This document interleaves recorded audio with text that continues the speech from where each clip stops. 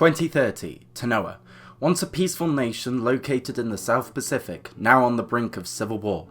Plagued with incompetent government and a series of economic disasters has led the nation into starvation and is rife with corruption. In response to this escalating crisis, the United Nations has agreed to fund and dispatch the International Development and Aid Project to supply the citizens of Tanoa and to advise and assist the impending government restructure. Volunteers from across the globe volunteer for this organization, hoping to fix a fractured nation. However, for 4 IDAP volunteers, things are about to turn for the worst. The state of modern warfare is a complex system, hidden behind a layer of misinformation, political posturing, and state-run censorship. Using state-of-the-art war simulation software, Arma Front Lines is here to uncover what happens on the front line, the tactics, logistics, and technology used to achieve total victory. This is Arma Front Lines, Hostages of Tanoa. June 2030. Additional aid workers are landed at the Tanoan airport. Despite the rough flight and the terrible jet lag, they have already begun their long and difficult process of mending Tanoa. However, despite how exhausted they are, they can't help but notice the way the local populace act when near the local police, bearing the authority of the local government. They are concerned that the local authorities are using foreign aid to influence and pacify the populace. They are even more concerned of rumours of rogue bandits, roaming and pillaging the land, carrying tales of mass murders, public executions, and not just being perpetrated by bandits. Despite the potential risk, IDAP HQ, located at the Tanoan airport, were given a tip-off that the police would be dropping their tight grip around restricting IDAP movements, and that they would have a chance to answer a distress call from the village of Kotomo, claiming that they have suffered casualties due to bandit reprisal squads. Finley Wood, Taylor Hopkins, Ollie Robinson, and Lucas Lane would be dispatched to Kotomo, with a native from the village to help drive them. Within a few minutes of being given the green light, the IDAP team was already en route, travelling swiftly on the coastal road on the Zamak. The Zamak is a 6x6 general utility truck capable of carrying a driver, 2 cab occupants, and 14 passengers, unless it's the 13-person medical variant.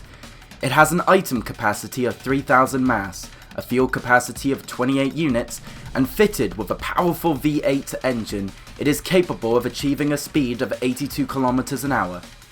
It has an adequate rate of acceleration, but is typically lightly armoured with no armaments in contrast to its Tempest rival. However, it is a highly adaptable and well-controlled transport, capable of acting as a fuel, munitions, vehicle repair, water tanker, as well as self-propelled artillery.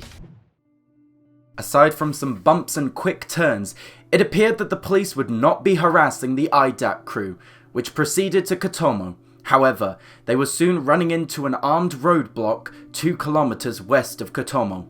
The armed bandits, manning this roadblock, ordered the vehicle to stop and the driver to vacate the vehicle immediately. The IDAP team soon realized that the driver had been clearly paid off by the bandits to deliberately lure them into the roadblock. Soon after being given his initial payment, a bandit took the native to the nearby building to give him his final payment. Finley, Taylor, Ollie, and Lucas were dragged out of the Zamak and were searched for any tracking devices, and were forced to reboard their vehicle under armed guard to be taken to one of the bandits' hideouts. Like other IDAP workers or civilians who had gone missing, IDAP would have very little information to work out where their team had gone missing and who'd taken them. However, luck would happen to shine on IDAP on this disastrous day, as footage of the moving bandit convoy was taken, revealing that they had moved their prisoners to a lumber yard that had been abandoned during the previous economic crisis, which had been swiftly taken by the bandits to act as a holding pen for their prisoners before being moved on to more discreet bases. The outpost and convoy had been spotted by the watchful eye of the Data AR-2. The Data AR-2 is a compact portable UAV used primarily for reconnaissance and surveillance. Easily deployed and stored in a rucksack, Its quick deployment time makes it ideal for any quick reaction force. With its small frame and quiet rotors, it's fitted with a fuel capacity of 100, capable of flying at a speed of 100 km an hour, and fitted with a laser designator, making it capable of stalking a target for hours on end with little chance of detection. This data was being operated from an airbase located on the north face of the island, controlled by the CTRG. The Combat Technology Research Group is an elite NATO Special Forces unit that is made of a multinational special forces, operating at the highest level of secrecy, specializing in assassination, psychological warfare, counterinsurgency, and military espionage. This contingent of CTRG was deployed to Tanoa with the cover story that they were training local police forces in counter-terrorism and counter-narcotics. Their primary objective, however, is to spy on the local government and to report to NATO about the validity of the rumours circulating about the Tanoan government. However, due to the 3 aid workers being of UK citizenship and the 4th being an American citizen, CTRG would be handed new orders with the utmost urgency. Only several hours after confirmation of the IDAP kidnapping, CTRG forces began Operation Moonlight, the rescue mission to secure the hostages. CTRG force would consist of 4 sections, being transported to the insertion point on 2 UH-80 Ghost Hawks. The UH-80 is a utility helicopter capable of carrying a pilot, co-pilot, 2 side gunners and 8 passengers. With an item capacity of 3,000, a top speed of 270 km an hour, and a fuel capacity of 1,360, it is an ideal transport helicopter for both deploying small groups of ground forces and being able to provide covering fire with its 2 mounted 6.5mm miniguns. Designed to operate silently, they are ideal aircraft for the CTRG force. Tanoa, June. 0400 hours. CTRG forces launch Operation Moonlight with a cover of darkness. The 4 CTRG sections that departed base have now been delivered to their insertion points and are now approaching the lumberyard on foot. Nerves are running high as they are currently operating deep in bandit territory, and even the slightest hint of detection could result in the entire task force being surrounded and overwhelmed.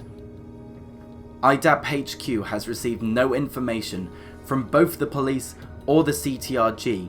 Comm silence had begun since the operation's commencement, but police forces in the region had been acting unusually quiet, and that the CTRG forces were operating under the impression that members of the police force were likely under the payroll of the bandits, and that information leaks would be fatal. Further UAV flyovers would reveal the exact size of the enemy force. With an estimate of 33 hostile bandits, CTRG suspected that the hostages were being held in the main storage warehouse, under guard with 2 enemy armed vehicles, one on the perimeter and another inside the lumberyard. Primary objective: to secure and extract the hostages being held in the storage warehouse. Secondary objective: search and destroy all bandit hostiles, confiscate or destroy all enemy assets and supplies, potentially capture enemy group leader for questioning. Cautious note: keep low profiles, enemy possess anti-infantry vehicles, prioritize their destruction. Stage 1 of Moonlight.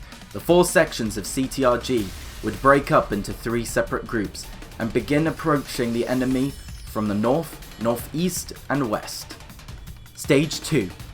2 sections from the west would provide suppressive fire on the main defending group of hostiles, before then pushing onto the base and securing the enemy vehicle, before securing the south and east entrance to the base.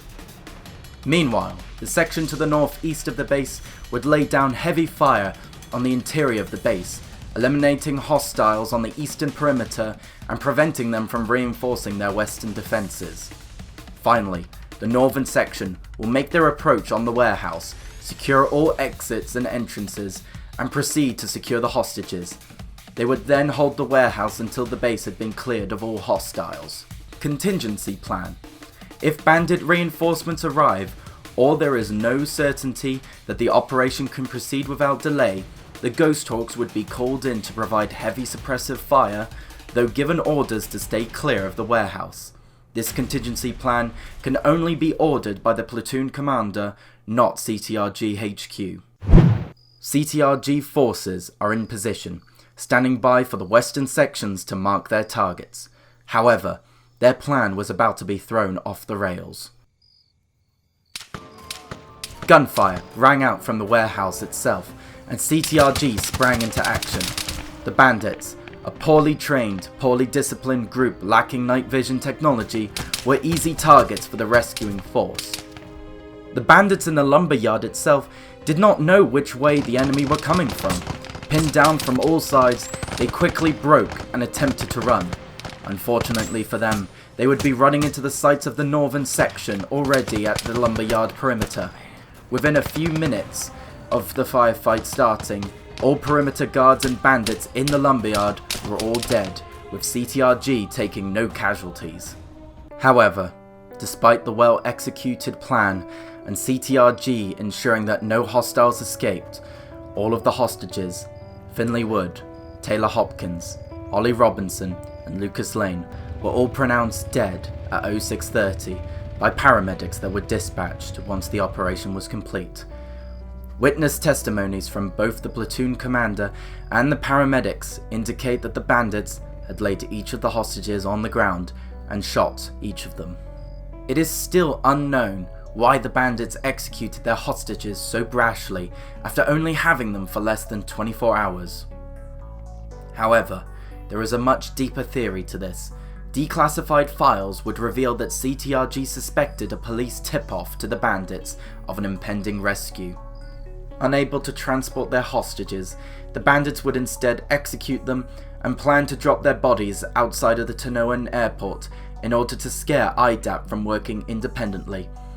The fact that such a plan would benefit the police more than any other faction would later raise questions about just how independently the bandits had decided to take these hostages so close to the IDAP headquarters, something which had never occurred until that late June. This string of theories and suspicions would have CTRG questioning just how in league the police are with the bandits, and if there was another group pulling the strings. More of this conspiracy will be uncovered in the next Arma Frontlines. For further Arma Frontline transmissions, like, share and subscribe for more. If you wish for other conflicts to be investigated, then please place the name, the countries or factions involved. Our current operation can find conflicts from the 1960s onwards. Transmission terminated.